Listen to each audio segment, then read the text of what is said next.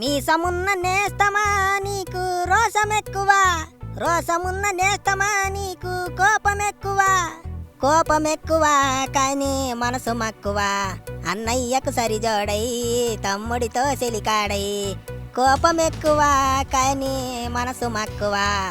అన్నయ్యకి కట్టమొచ్చినా తమ్ముడికి ఆపదొచ్చినా నడిపోటు రంగంలోకి దిగిపోతాడు. అది రాజకీయం కావచ్చు, సినిమా కావచ్చు, ఇంటి పంచాయతీ కావచ్చు.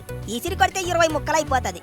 నాగబాబుతో వ్యవహారం అట్టా ఉంటది. మరి మెగా ఫ్యామిలీలో మెగాస్టారు, పవర్ స్టారు ఇద్దరే ఎక్కువగా కనిపిస్తుంటారు. కానీ ఆ వెనకమాల ఓ నీడ ఎప్పుడు ఫాలో అవుతానే ఉంటది. అదే నాగబాబు. అంజనా ప్రొడక్షన్స్ ఎట్టి తీసిన మొదటి సినిమా రుద్రవీణతోనే బంపర్ హిట్ కొట్టాడు. అన్నయ్యతో జాతీయ అవార్డు వచ్చేంత గొప్ప సినిమా తీశాడు. త్రినేత్రుడు, ముగ్గురు మనగాళ్ళు, బావగారు బాగున్నారా, అబ్బో బ్రహ్మాండమైన సినిమాలు. మెగా ఫ్యాన్స్ కి మంచి కిక్కిచ్చిన సినిమాలు తీశారు నాగబాబు. గొల్లు గొల్లున నవ్వుతుంటారు.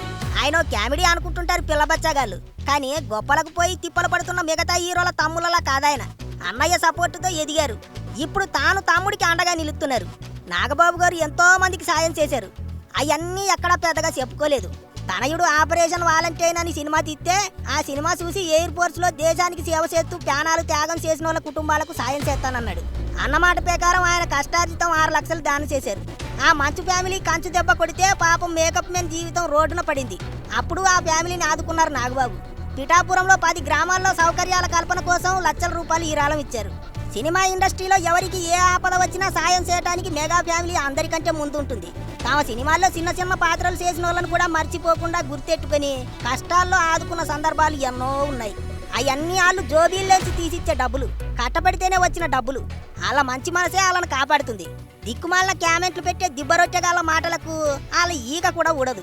జన్మలో ఎప్పుడూ ఎవరికి రూపాయి దానం చేయని ఆ గుడ్లగూప కల్లోడు ఆర్జీవి నాగబాబు గురించి అడ్డగోలుగా మాట్లాడాడు. ఇప్పుడు బతుకు బస్టాండ్ చేసుకున్నాడు. మెగా ఫ్యామిలీపై చేసిన పనికి మాలిన క్యామెంట్లే వాళ్ళ మంచితనాన్ని సీతగానితనం అనుకుని చేసిన ఓవర్ యాక్షనే ఇప్పుడు శాపంగా మారాయి వర్మకు. తమ్ముడు పవన్ కళ్యాణ్ ఏపీకి డిప్యూటీ సీఎం అయ్యారు. నాగబాబుకు పదవులు ఇస్తారు అని చాలానే చర్చ జరిగింది. కానీ పార్టీలో ముందు నుంచి పనిచేసిన వాళ్ళకే పదవులు ఇవ్వాలి, అదే పద్ధతి అని మాట్లాడారు నాగబాబు. పదవులు అవసరం లేదు, ఒంట్లో బలం ఉన్నన్ని రోజులు జనసేన కోసం పనిచేస్తానని మాట్లాడారు. అంతెందుకు పెద్దిరెడ్డి రామచంద్రారెడ్డి గురించి పుంగనూరులో పల్లెత్తు మాట మాట్లాడాలంటే వణికిపోయేవారు ఎవరైనా.